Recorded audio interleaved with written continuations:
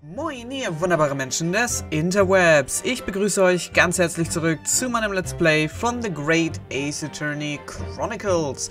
Im letzten Part haben wir eine Summation Examination gehabt und durften die Juroren gegeneinander ausspielen und haben dadurch nun eine weitere Chance bekommen, eine zweite Chance bekommen und müssen jetzt die Widersprüche aufdecken in den Zeugenaussagen, weil es ist herausgekommen, dass es einen 5. Passagier gegeben haben muss. Und da gucken wir jetzt mal, was hier bei rauskommt.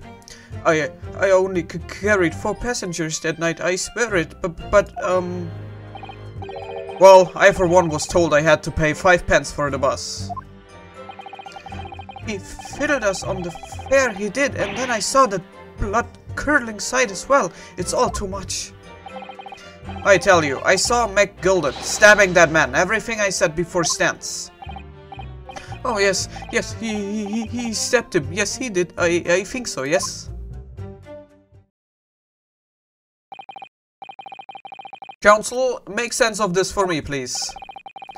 The phantom 5th passenger conjured into existence by my learned Eastern friend never existed. The confusion has arisen from the coachman's sly little cousinage. Peppo, explain yourself. I'm terrible sorry, Guildmaster. The guild's fare is 4 pence across the board, you know that. Am I to understand that you've been overcharging our passengers by a penny a fare? It's so cold and the restaurant of the day is always half empty. You have been dishonest, coachman. I'm so sorry. You're a disgrace, Peppo, a disgrace, and your selfish actions have brought dishonor on the entire guild. If I may, sir, I had to pay 10 pence on the bus just last week. What? 4 passengers at 5 pence each is, yes, 20 pence. I've done the arithmetic 10 times already, but I just can't make the result come out differently. No, that figures. Well, it would appear that one of the aforementioned misgivings has already been explained. So, counsel for the defense, your cross-examination, if you please. We've already had the pleasure of a protracted summation examination today. I see you intend to continue the parlor games. Absolutely. Okay, dann schauen wir mal.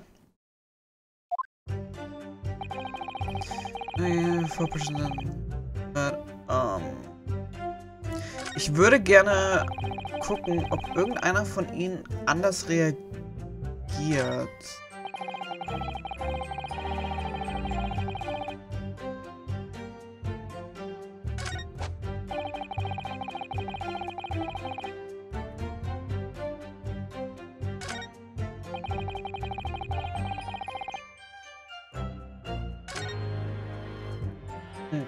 Ich frage mich, warum ich irgendwie nie zurück tappen kann. Ich glaube, ich muss nochmal in die Keybindings gucken. Sonst hat das immer alles schön mit Maus und Tastatur funktioniert. Nur mit Maus funktioniert ohne Tastatur.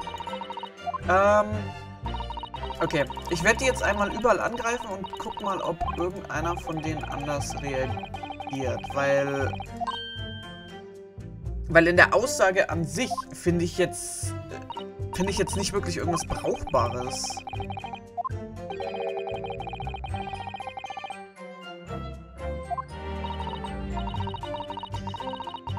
In a strange way. Don't hesitate to pursue them as for the reason. Genau. So, dann einmal einfach angreifen. So, there were only 4 passengers on your carriage, but you didn't charge them the standard 4 pence fare, is that right? So, das ist jeder normal. It's impossible to make the last run of the day. I was so cold, I was all I could do to stop myself passing out. I'm getting chilblains just listening to you. It was terrible, so I wanted to give myself a pat on the back for even keeping the bus running.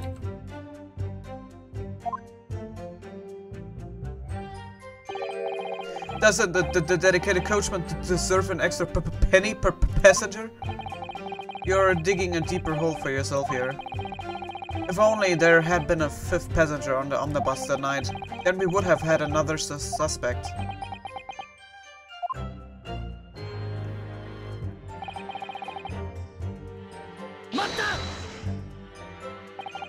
Does it mean everyone on board that night paid 5 pence instead of 4?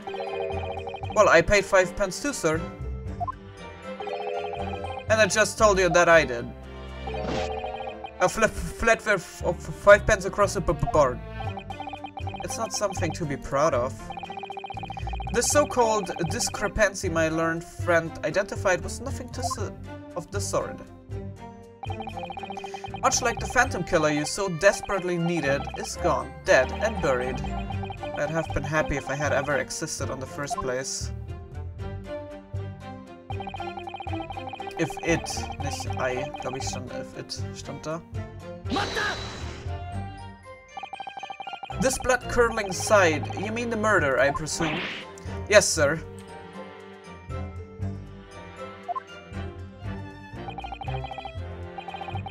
A loathsome sight. No one should have to witness the horror in the eyes of a man the moment his life is taken.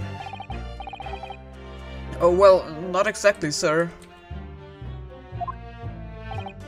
I mean, I didn't actually see the exact moment that Jan was stabbed. Good gracious, really? We have another witness who did, however. The banker has already testified to it. But Mr. First didn't actually see the point at which the victim was killed. That may turn out to be very significant. I heard the banker gent next to me take a sharp intake of breath, see? That's when I looked through the glass. That's when I saw that horrible blade poking out from his belly, all covered in blood.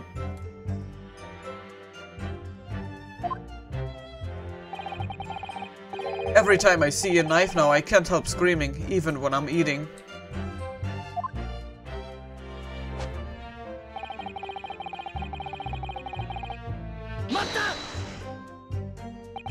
So, you saw the defendant, Mr. McGilded, stabbing the victim, Mr. Mason, who was sitting next to him? That's what I said, isn't it?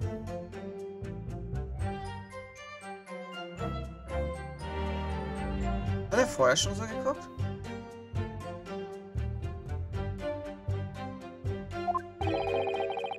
It was bothering me before this was. For just a brief moment, he hesitated before answering the question. Anyway, there was only the two of them inside the carriage, wasn't there? There's been much talk of a fifth passenger, but as yet, zero evidence. Then what are we wasting all this time for, huh? It's black and white, the man's guilty. Something about Mr. Fairprice's testimony just jars with me. I wish I could work out what it was.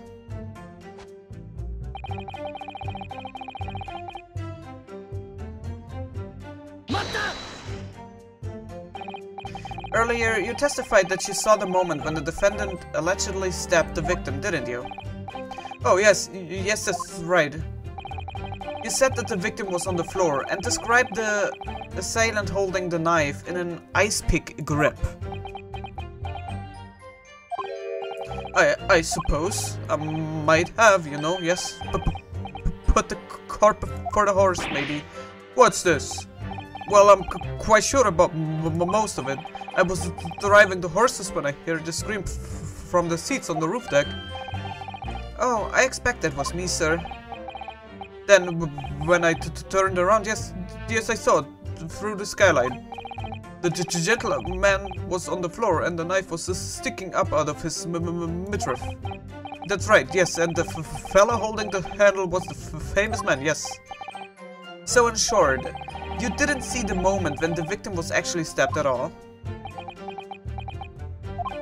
I really thought that I did, but when I go over it again in my head, no, I suppose I didn't actually see the precise moment of the stabbing, did I?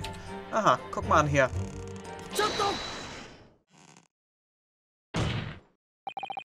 Do you have something to say about that, Mr. Fairplay? Now you listen to me. I know what you're thinking. He didn't really see the exact moment the fellow was stabbed. What are the chances of that? Are you asking me or telling me? He's getting flustered. I might be able to extract some new information from him if I answer him cleverly. Could he have just happened to see the exact moment the crime was committed?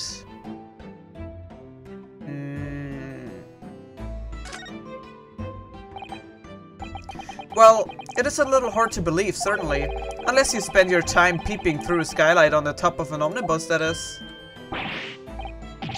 Peeping? I'm a respectable city banker, I will have you know. And I know what I saw. I remember it as clear as a Ballard day. It was a grim scene, I don't mind telling you. Thank you, Mr. Fairplay. Oh, excuse me, if I was getting a little hot under the collar there, my lord. I would ask you to supplement your testimony with a clear statement about what exactly you saw. Oh, I can do that, alright. I will tell you just how grim it was. Okay, do you think I would forget the sight of those blood-soaked hands after the butcher stabbed the man? Moment. Do you think I would forget the sight of those blood-soaked hands after the butcher stabbed the man? Blood-soaked hands. Aber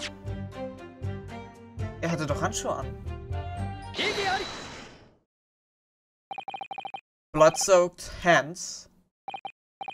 Well, I admit that soaked might be laying it on a little thick, but anyway, there was definitely blood all over them. Both of them were covered in it. Well, I'm very sorry to disagree, Mr. Fairplay, but that's more than a little peculiar. What? Here are the gloves worn by the defendant, Mr. McGilded, on the night in question. Oh, yes, right.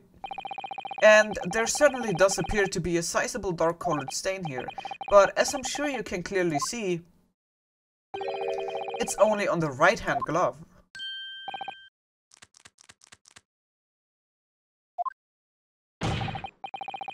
In short, Mr. Fairplay, your testimony is inconsistent. But no, that can't be right.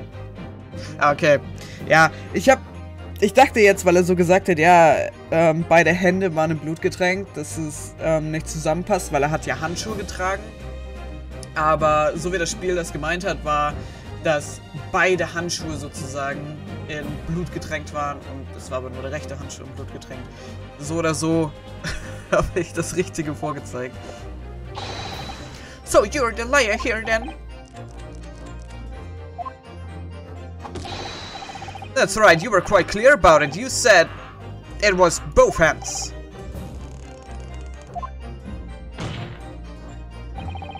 Mr. Fairplay, if your last statement was a lie, it calls your entire testimony into question. You say you saw the moment the victim was stabbed, but is that really the truth?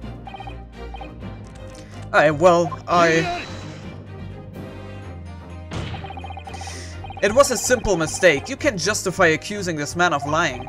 Yes, it wasn't both hands, it was only one, but the fact remains. The victim's blood was on the accused. No, Mr. Fairplay categorically stated that he saw blood all over both hands, which means there's a strong possibility that this witness was deliberately trying to mislead the court. Why? I'm a city banker, for pity's sake. My word should be the gold standard. I'm a gentleman, not some gutter snipe. Upstanding members of society don't prefericate. He's claiming to have no reason to lie. But is it really the case? Mr. Naruhodo, if we had some evidence to explain why Mr. Fairplay might be lying, it could turn the tide and destroy completely. Something to show this man has a compelling reason to lie in his testimony. Aber hab ich Evidence für das?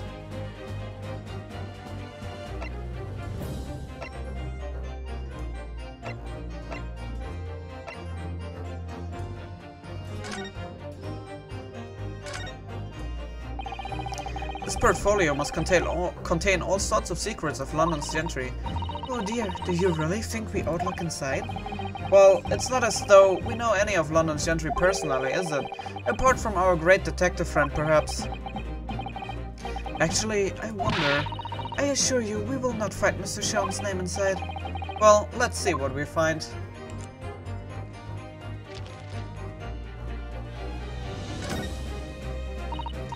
Gosh, it's crammed full of gentlemen's names, isn't it?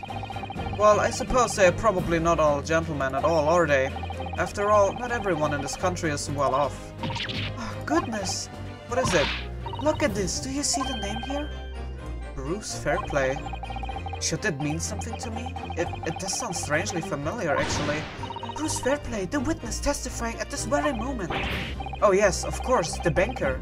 Why is his name in here? He borrowed 20 guineas, did he? And look, the repayment date is fast approaching. It's possible that this is just a coincidence, of course, but this could be very useful information. Okay, details of debtor's ledger have been updated in the court record. Dann schätze ich mal, dass das mein Beweis ist.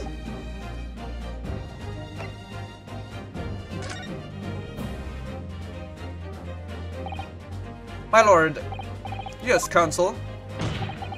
The defense is ready to present evidence. By Jove, are you sure? Yes, evidence that will clearly demonstrate why Mr. Fairplay had reason to lie in his testimony. Very well. I hereby call on the defense to present its evidence. The evidence that demonstrates a motive for the witness' alleged deception of the court. This is a list of the debtors who owe money to Mr. McGilden. Yes, a list of innocent victims crippled by the accused's extortion. The point is, among the names of these debtors is your name, Mr. Bruce Fairplay. What? Mr. Fairplay, are you currently indebted financially to the accused? No, well, it's barely worthy of being called a debt. According to this ledger, you owe 20 guineas, not an inconsiderably sum of money, wouldn't you say? Well, what of it? Let's suppose Mr. McGilden were to be found guilty of murder. What would become of your debt in that case? These documents state that the loan agreement is forged between two individual parties. Therefore, were the creditor, the defendant here, to be sentenced to a capital punishment, all outstanding debts which were owed to him would be annulled. They would cease to exist. Cease to exist? Mr. Fairplay, is it not the case that you claimed in your testimony to have seen something you never in fact saw in a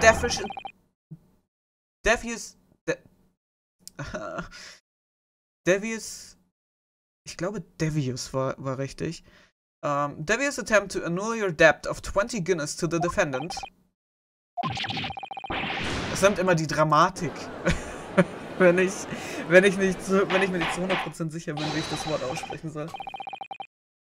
Mr. Bruce Fairplay. Yes, my lord. Let me ask you again, and be aware that your answer may have most serious implications upon your future, sir. Did you or did you not see the precise moment in time at which the defendant is alleged to have thrust the knife into the victim?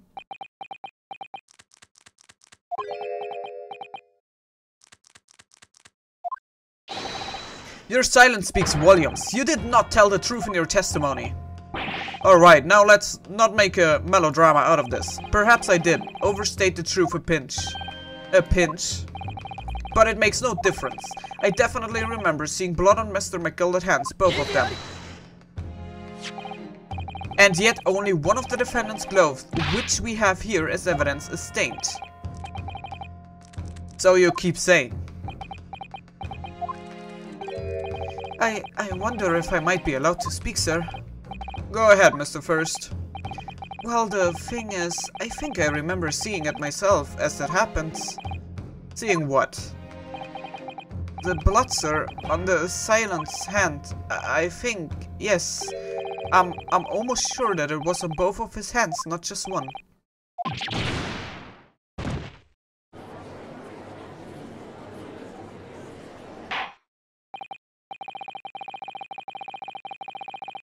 It would appear that we are going to need further testimony from all your witnesses. This time, I would like to know precisely what you did and what you did not see. Do I make myself perfectly clear? Yes. Mr. Naruhodo, this is good news. The course of the trial seems to have shifted slightly at last. Yes. I might finally have a chance to turn things around here.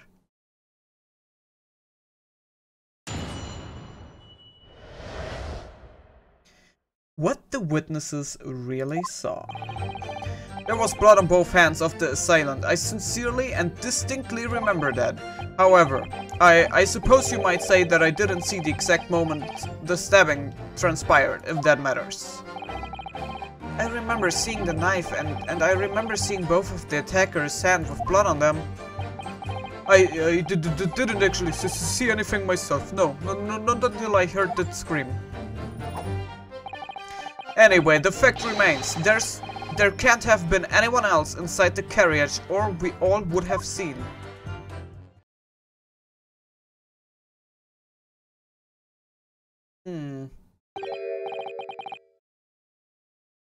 Well, lo and behold, in truth of fact, not one of you was witness to the crucial moment the crime was perpetrated.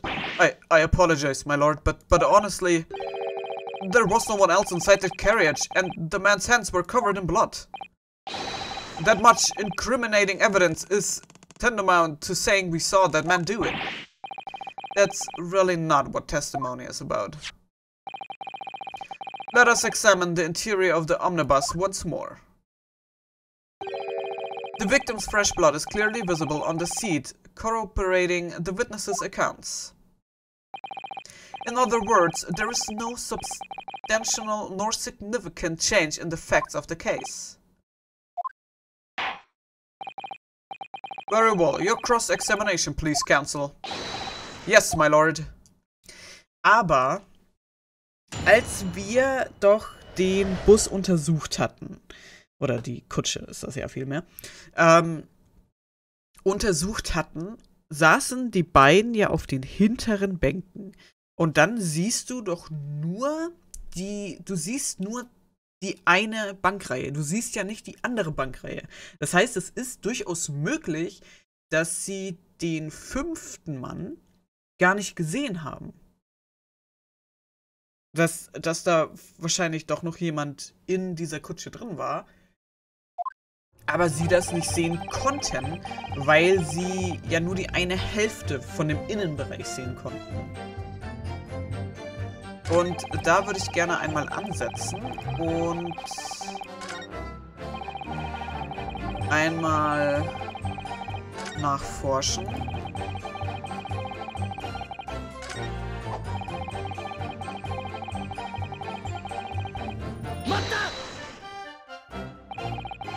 And everything you saw of the incident was through the skylight on the roof of the omnibus?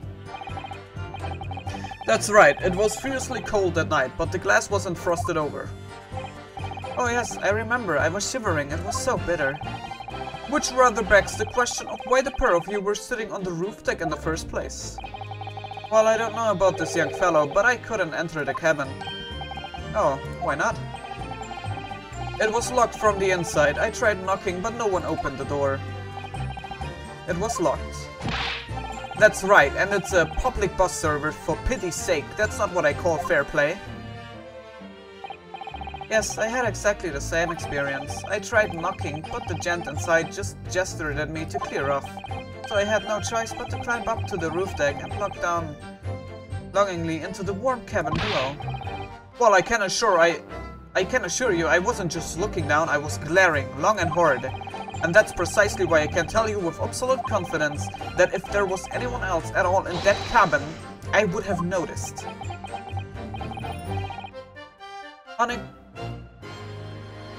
Unequivocal, I would say.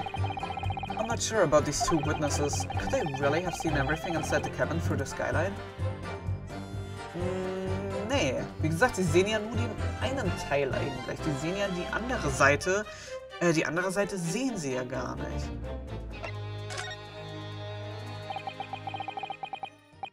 Allow me to confirm one thing, Mr. Fairplay. You were riding this omnibus and witnessed the events in the cabin through the skylight in the floor of the upper deck. Is that right? That's right, yes. In that case, there is a portion of the cabin interior that would have been out of sight from you. By golly, really? Obviously, at this stage, we can't say for sure. But the possibility cannot be denied that at the time of the incident, there could have been another passenger in the enclosed cabin of the omnibus. Enough hypothetical meandering, my Nipponese friend. The prosecution demands that you substantiate your claims. After all, the scene of the crime is here in the flesh. Very well, I will uphold the prosecution's demand. You will identify the area on this cross-sectional plan of the omnibus. Where exactly in the omnibus are you suggesting that this potential extra passenger could have been situated? Here.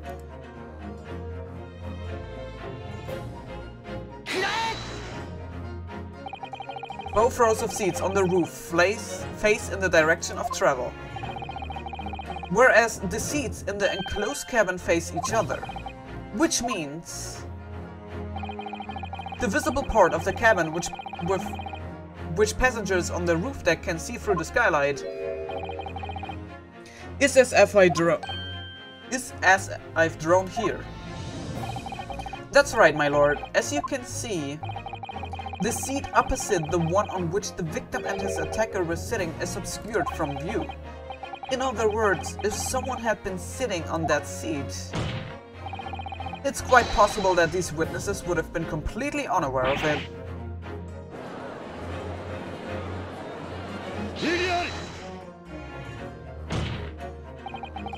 It's quite possible some phantom was sitting there. You Nipponese have a forbidding habit of obscuring the truth with... Ich hab's übersprungen. Kann's leider nicht zu Ende lesen. I concur with the prosecution's rejoinder. In a British court of law, evidence is paramount. I cannot entertain this conjecture, counsel. That is, unless you're able to put a name to this mysterious passenger to whom you allude. Can you, Mr. Naruhodo?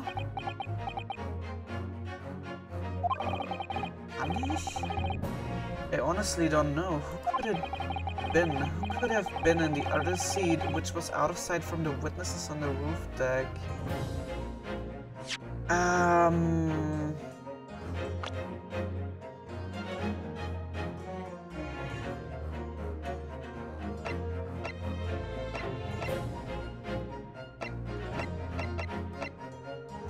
Aber ich hab doch da nicht wirklich jemanden... Ich kann schlecht meinen Mandanten vorzeigen, weil das wäre sehr kontraproduktiv für mich. Die beiden saßen ja oben. Es sei, wenn jetzt nicht einer von ihnen lügt, um den anderen zu decken, dann habe ich momentan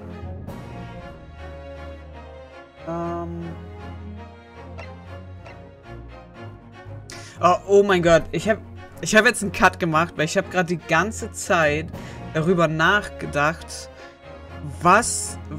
wen ich vorzeigen soll, weil ich mir dachte, hey, ich kenne doch den wahren Mörder hier noch gar nicht, der ist hier noch gar nicht drin. Und jetzt gerade ist mir aufgefallen, was die Frage eigentlich, also die Frage eigentlich nochmal richtig durch meinen Kopf gehen haben lassen. Die Frage ist ja gewesen, the person occupying the seat in the omnibus cabin that was obscured from view was. Also wer auf dem Sitz saß, den die beiden nicht von oben sehen konnten, wer außer Sichtweite gesessen hat. Und die Person, und das hatte uns Susato eigentlich gerade schon gesagt, war ja Mr. McGilded. Also es ist Mr. McGilded, richtig. Oh mein Gott, ich habe gerade so hart auf dem Schlauch gestanden. The passenger in the enclosed cabin that the witnesses on the roof deck failed to see has to have been Mr. Magnus McGilded. What are you talking about, counsel? That's the name of the defendant.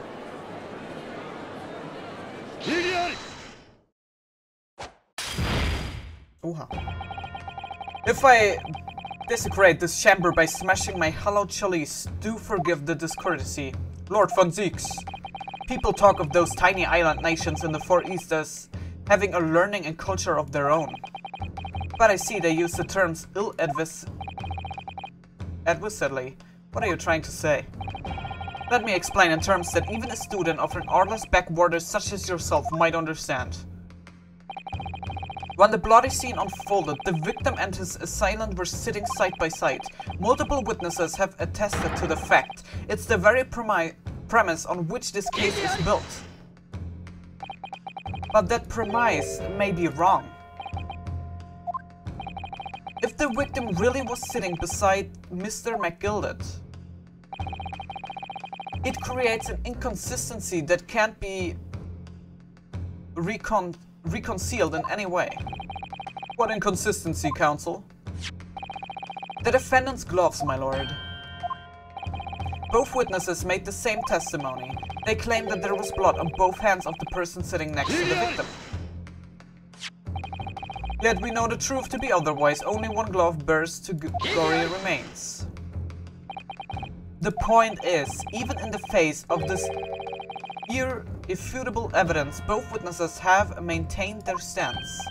Yes, their testimony remains unchanged. Exactly, they both adamantly swear that they clearly remember seeing blood on both hands of the assailant. In short, their memory of events is correct, and their testimony reveals the truth. It was somebody else sitting beside the victim that night, a third party we have yet to identify, and the victim's blood was on that passenger's hands, both of them. And who was this third party? Obviously, the truth culprit.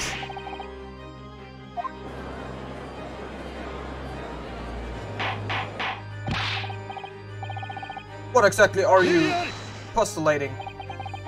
A defense postulation is just that, nothing more than conjecture. The witnesses have clearly stated that they saw the accused. But when elaborating on his testimony, Mr. Fairplay said that the two of them were wearing hats and I couldn't exactly make out their faces. Yes, the tops of their hats were obscured by the roof. I could see the rest of them though. Yes, that's right, both gents were most certainly hatted. Hatters do tend to notice such things, sir. And what particular styles of hat did the two gentlemen sport, Mr. First? I'm afraid I don't remember. And you call yourself a hatter? The style of hat makes no difference. There was no third passenger in that cabin. How can you be sure? Because if there had been, the accused Mr. McGilded would undoubtedly have offered to depose the fact. Unless, that is, you are proposing an even more preposterous explanation. That the accused failed even to notice the presence of the true culprit in the very cabin in which he traveled. Ich meine, hat gesagt, dass schläft. Immer in der Kutsche. He's right. If there was another person traveling in the enclosed cabin of the omnibus, it's inconceivable that Mr. McGilded would have been unaware of it. There is clearly a simple solution to this problem. Bring the accused Mr. McGilded to the stand. Well, what say you, counsel? The prosecution objects, my lord. On what grounds? As a suspect, he will have already made a full statement to the police. But what if there's some reason why he's unable to speak freely? Magnus McGilded is no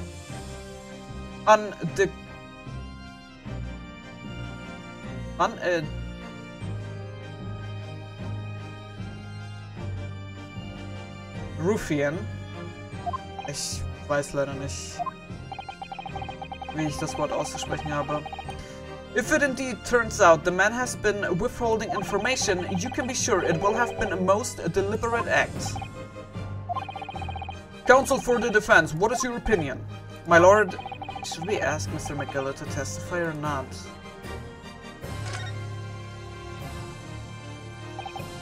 Yes, we need to hear what he has to say in order to find out the truth. The defense would like to call Mr. McGillet to the stand. In that case, I would like to hear the opinion of the jury. Oh, yes, I need a little time to consider this. If you ask me, I think we should hear what Mr. McGillet has to say. Get the man out of here, I say. It would be utterly illogical not to hear his testimony. When something needs doing, get it done. That's how I run things at the guild. Hearing what the patron of my favorite little park has to say? Oh yes, that would be lovely. Yes, the jury says the man must be heard. Very well, the court will hear the defendant's testimony. Bailiff, show the defendant to the stand at once.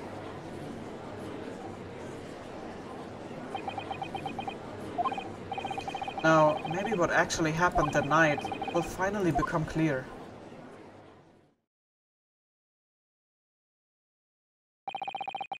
Let proceedings be resumed. Mr. McGillet, have you been listening to the discourse of the day? To be sure I have, my lord. There are now two matters on which the court desires to hear from you. The first is whether or not there was a third party with you in the omnibus cabin, as proposed by the defense. The second is that if such a person was indeed present, why did you conceal that fact from the police? Bucket, no, this is not in my nature to hide anything at all. Just answer the questions, please. The truth of the matter is, I've been desperate about this all along. Do I tell yous all, or keep me mouth shut? Tell us what, Mr. McGildet? The fine fellow representing me is absolutely right. In the carriage on the night with myself and the other man, there was another passenger. It's true.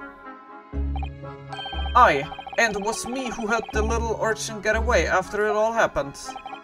You... what?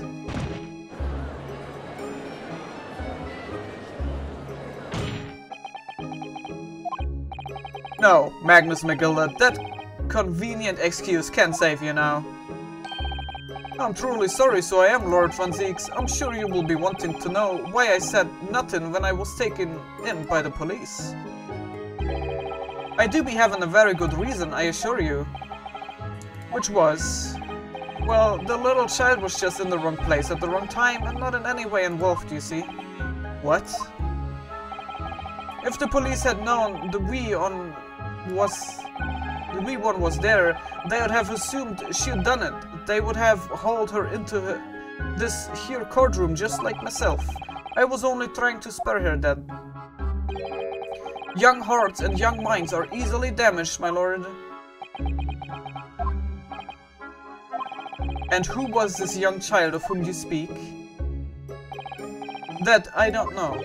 You don't know? Aye, well, the wee thing just happened to be in the carriage tonight. I never saw her before, since... We have absolutely no reason to believe this man. The prosecution calls for the witnesses' statements to be disregarded by the court. You know, I wouldn't be surprised if the urchin isn't here in this courtroom as we speak, listening to the proceedings. What?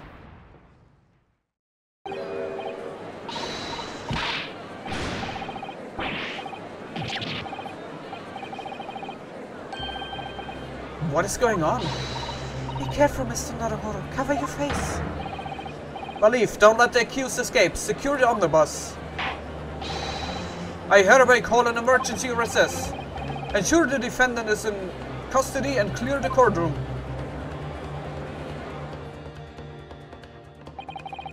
We were hurriedly removed from the smoke-filled courtroom by the bailiff. amid scenes of chaos as people stumbled over one another in their desperation to flee the chamber. We had no idea what was happening. All we knew was that, for the time being at least, the trial was suspended. To be continued. Okay, das wird ja doch nochmal richtig interessant hier. Also gehe ich dann davon aus, dass der wahre Mörder zugeguckt hat, wie das jetzt hier alles vonstatten ging. Und jetzt der Meinung ist, jetzt entlarvt wurde von Mr. McGilded, dass diese Person sich ja hier befinden soll und jetzt die Flucht ergreifen möchte. Bin ich gespannt, was bei rauskommt, also wer diese Person dann ist und ob wir diese Person überführen können, der wahre Täter zu sein oder die Täterin. Also so wie ich das jetzt verstanden habe, wird Mr. Gilde ja gesagt, dass es eine Frau sein soll oder ein Mädchen sein soll. Und da bin ich dann eben mal gespannt, wer sich jetzt hinter den ganzen Beschreibungen tatsächlich verbirgt. Aber da werden wir dann, wie gesagt, im nächsten Part weitermachen. Ich bedanke mich wie immer fürs Zusehen, hoffe ihr hattet Spaß und wenn ihr mögt, sehen wir uns sehr, sehr gerne im nächsten Part wieder. Bis dahin, ciao!